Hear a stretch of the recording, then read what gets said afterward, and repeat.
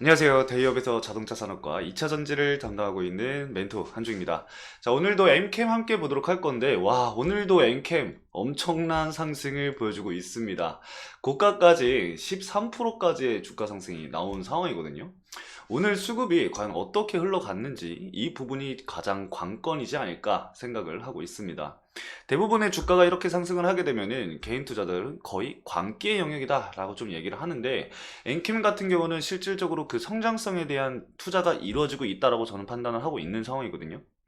보통은 이렇게 이제 주가 상승이 강하게 나오게 되면은 차익 실현이 나오는 시점이 이전 전고점 돌파 시점입니다. 그 구간에서의 이제 차익 실현이 단기적으로 나오고, 이 시점에서 자리를 좀 만들어가고 단기 박스권을 형성을 하고 재차 그 고점 구간을 돌파 시도하는 그런 형상이 나올 가능성도 있으니까요. 참고를 해주시면 좋을 것 같고, 이 부분은 제가 잠시 후에 차트를 보면서 그리고 수급을 보면서 말씀을 드릴 거니까요. 참고해 주시면 좋을 것 같습니다. 자, 그럼 본격적으로 엔캠 함께 보도록 하겠습니다. 자, 오늘도 마찬가지로 차트를 좀 먼저 볼 건데, 와, 이거 차트가 사실 엄청난 수직 상승을 하고 있습니다.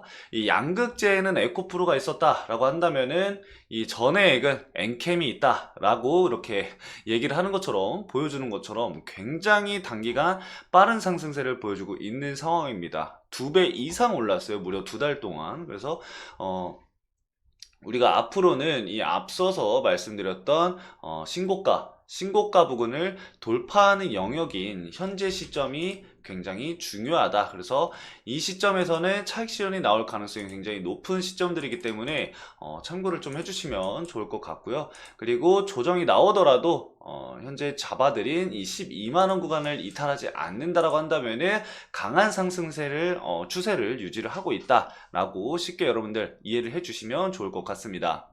자, 수급적인 걸 보면은 제가 이전부터 좀 말씀을 드렸듯 기관 쪽에서는 계속해서 매도 물량이 나오고 있는 상황입니다. 하지만 외국인 자금과 특이 자금이 계속해서 유입이 되고 있는 상황인데, 자, 어떤 수급들을 좀 우리가 살펴봐야 하느냐. 과거에서부터 제가 좀 말씀을 드렸듯 이 삼성증권이 현재 가장 많은 물량을 보유를 하고 있다라고 말씀을 드렸습니다. 자, 삼성증권이 현재 32만 주를 보유하고 있어요. 이 최근까지는 원래 26만 주, 한 24만 주 정도 보유를 했었는데, 추가적으로 매수세가 유입이 되면서 무려 32만 주까지 물량을 끌어올리고 있는 상황입니다. 그래서 현재 삼성 쪽, 이 삼성증권에서의 물량이 가장 중요하다라고 좀 말씀을 드릴 수 있을 것 같고요. 미래에셋 같은 경우도 이제 계속해서 꾸준히 매수세가 유입이 되면서 현재는 대략 30만 주 정도로 보유를 하고 있습니다. 미래도 대략 30만 주. 자, 그 다음 이제 이 신한투자증권인데, 신한투자증권도 계속 매수세가 유입이 되고 있어요. 신한투자증권 계좌로 지금 신한으로 25만 주가 현재 들어와 있는 상황입니다. 자, 그리고 모건스탠리 외국인 자금도 제가 아까 계속 유입이 됐다라고 말씀을 드렸죠. 첫 번째는 모건입니다. 자, 모건스탠리는 대략 22만 8천 주, 즉 22만 주를 보유하고 있는 상황이고요. 그리고 키움증권은 패스하겠습니다. 개인들 물량이기 때문에. 자, 그리고 JP모건도 JP도 13만 주를 보유하고 있습니다. 자, 그리고 마지막으로 교보까지만 보면 될 것 같아요. 교보까지 봐서 교보도 한 13만 주 정도를 보유를 하고 있으니까요. 이렇게 한 6개 증권사에서 과연 이 물량들을 어느 시점에 차익 실현을 진행하는지를 우리는 좀 유심히 지켜봐야 될 것 같습니다. 1차적으로 차익 실현을 진행한 기업은 어디다? 바로 NH투자증권이다. NH투자증권이 15만 주 이상을 보유를 하고 있었는데, 최근 단기 차익 실현을 하면서 10만 주 정도를 매도를 진행을 하게 되면서 현재는 4만 주 정도를 보유를 하고 있는 걸로 집계가 되고 있습니다. 이거는 추가적으로 내일 완벽하게 집계가 끝났을 때 다시 확인을 해 봐야겠죠. 아무튼 이 NH투자증권에서만 현재 매도 물량이 나왔다 정도만 아시면 될 것 같고, 이 나머지 6개 증권사에서 매도 물량이 나오는지 이 부분은 꼭 여러분들 짚고 넘어가셔야 된다라고 말씀을 드릴 수가 있을 것 같습니다. 자, 수급적인 부분은 이렇게 본다 치고, 그러면 지금 시점부터 중요한 건 뭐다? 뭐 기술적인 부분도 있지만 국내 증시의 흐름도 굉장히 이제 중요하게 작용이 될 겁니다. 그래서 오늘은 국장도 한번 말씀을 좀 드려볼 거예요. 자, 국내 증시는 이제 홍해 그리고 북한 관련 지정학적 리스크로 인해서 이 환율 급등과 그리고 연준 이사의 매파적인 발언 그리고 이 중화권 증시 급락으로 인해서 패닉셀 장세가 출현했습니다. 그로 인해서 현재 조정을 받고 있는 상황인데 당분간은 이 연준의 금리 인하 기대감 후퇴가 그리고 이 시장 금리 상승 등의 이 매크로적인 지표가 부담 요소로 이 상존할 가능성이 굉장히 높다라고 할 수가 있겠습니다. 자, 지금 코스피는 연초 고점 대비해서 대략 8.9% 하락을 한 상황이고요. 코스닥 같은 경우는 연초 고점 대비해서 6.4% 하락을 한 상황입니다.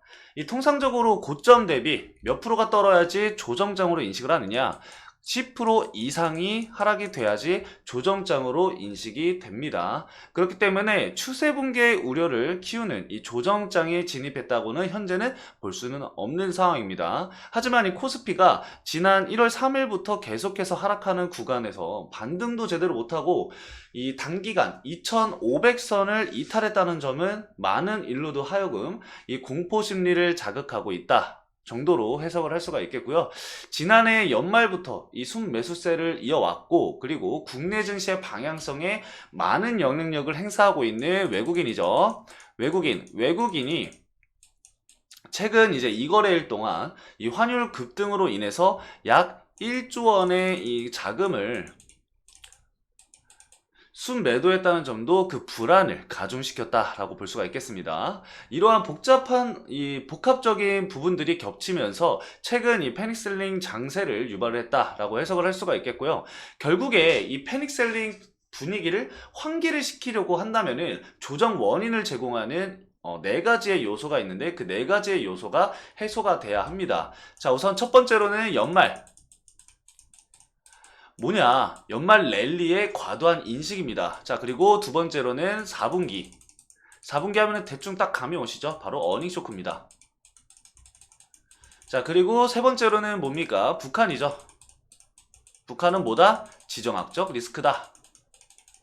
자, 그리고 네 번째로는 바로 연준 정책입니다. 이 연준 정책의 불확실성, 이렇게 네 가지 요소가 해소가 돼야 된다라고 말씀을 드릴 수 있을 것 같은데 이 중 연말 이 랠리 부담은 해소가 된 상황이고요.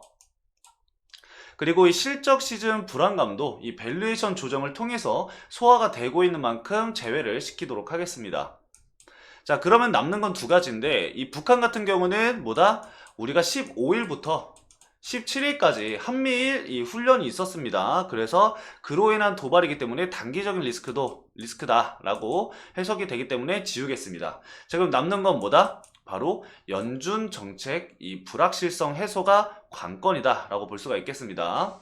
자, 그리고 패닉셀 이후에 자주 출현하는 이 저가 매수세 유입과 그리고 주식시장 특성을 좀 고려를 해보면은 단기적 기술적 반등을 우리가 기대를 좀 해볼 수가 있겠고요. 그리고 2차전지 관련주들은 아무래도 올해 말에 예정이 되어 있는 이 미국 대선에 집중을 해 봐야겠는데 최근에 이 트럼프 전 대통령이 이 미국 공화당의 첫 번째 이 대선 후보 경선인 아이오와주 이 코커스에서 50.9%의 득표율로 압도적으로 1위를 진행을 했습니다. 진짜 트럼프는 대단한 것 같아요.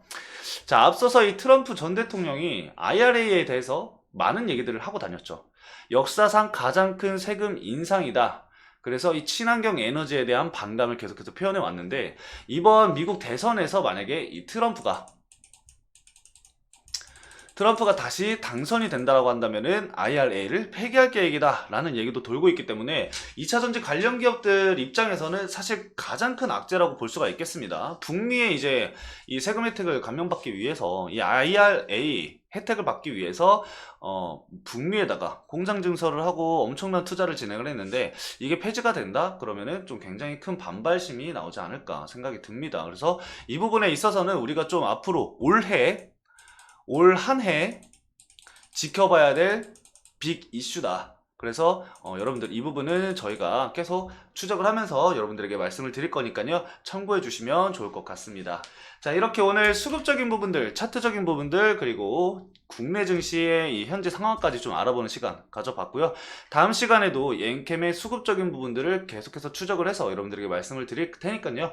여러분들 대응 전략을 짜시는데 많은 도움이 되셨길 바라면서 저는 이만 물러가 보도록 하겠습니다. 자, 오늘도 시청해주신 여러분들 너무나도 감사드리고요. 저는 다음 영상으로 찾아뵙도록 하겠습니다. 감사합니다.